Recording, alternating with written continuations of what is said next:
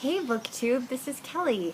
Thank you so much for watching Books I'm Not Reading. I'm here today to do a little Friday Reads update, and I'm so excited to be in my backyard.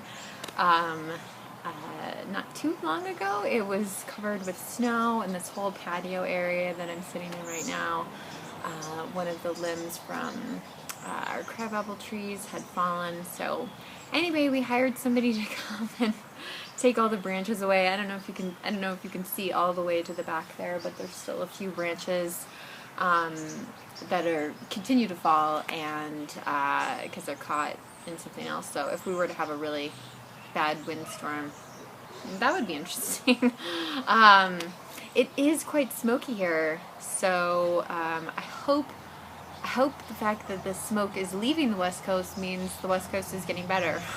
But yeah, so you can't see the mountain or anything like that today, but it's just like nice and quiet right now, and I'm hoping eventually the birds will show up.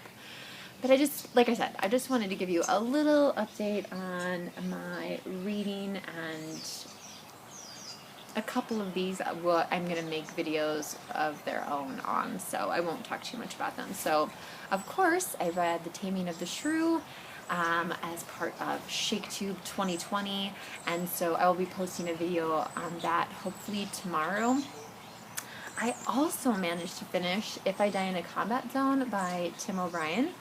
And so this is Tim O'Brien's memoir of his own experience in Vietnam, and yeah, like, it's good. I think I'm going to make a video about Tim O'Brien in general, so I'll talk more about that there, but yeah, so I read this as part of Curious Adventure, for my Curious Adventure TBR. In between Shakespeare and Vietnam, I read a teen book. This is Love Will Keep Us Together by Ann Dayton and May Vanderbilt. This is part of a series called the Miracle Girls series.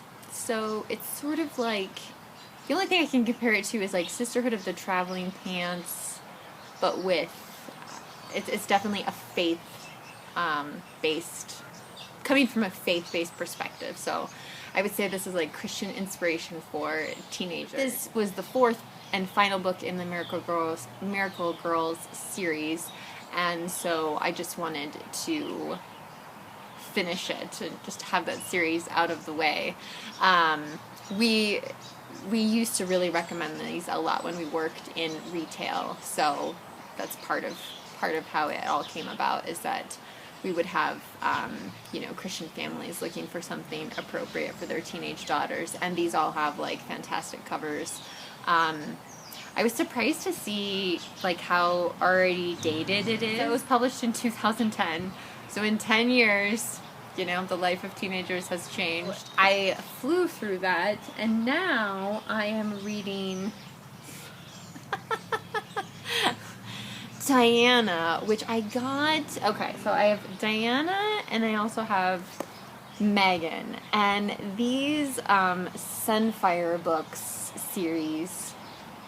This one is 16, and this one is 29. I don't know how many total there were, but I read a bunch of these when I was growing up, and I found these at a library book sale, and I was so excited.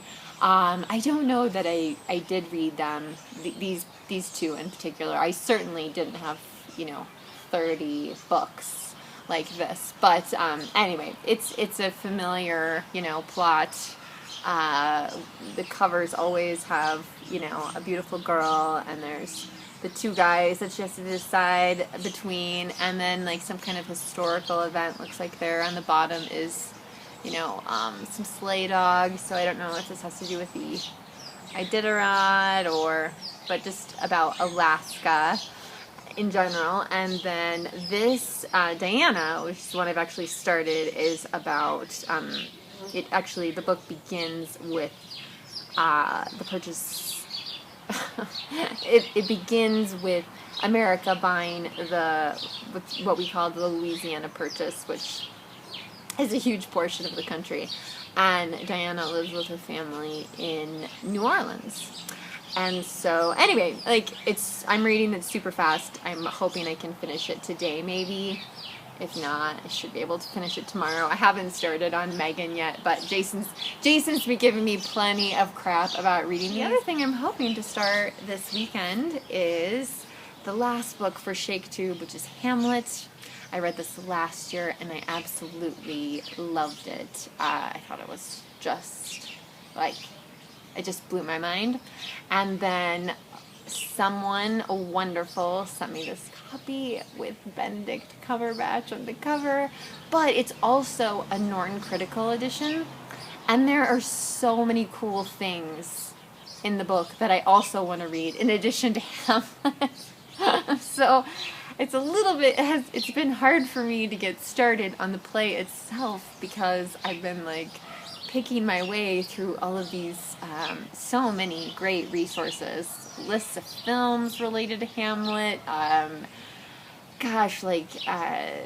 thoughts on playing Hamlet from other people, like Sarah Bernhardt, who was the first woman to play Hamlet, things like that. Letters that people wrote that must have some relevance to Hamlet, like Abraham Lincoln and I want to say like maybe John Quincy Adams.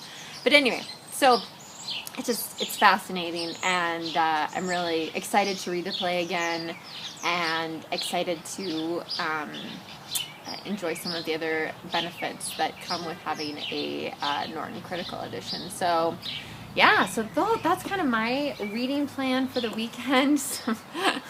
I know it seems like we kind of go from one spectrum to the other. Diana and Hamlet.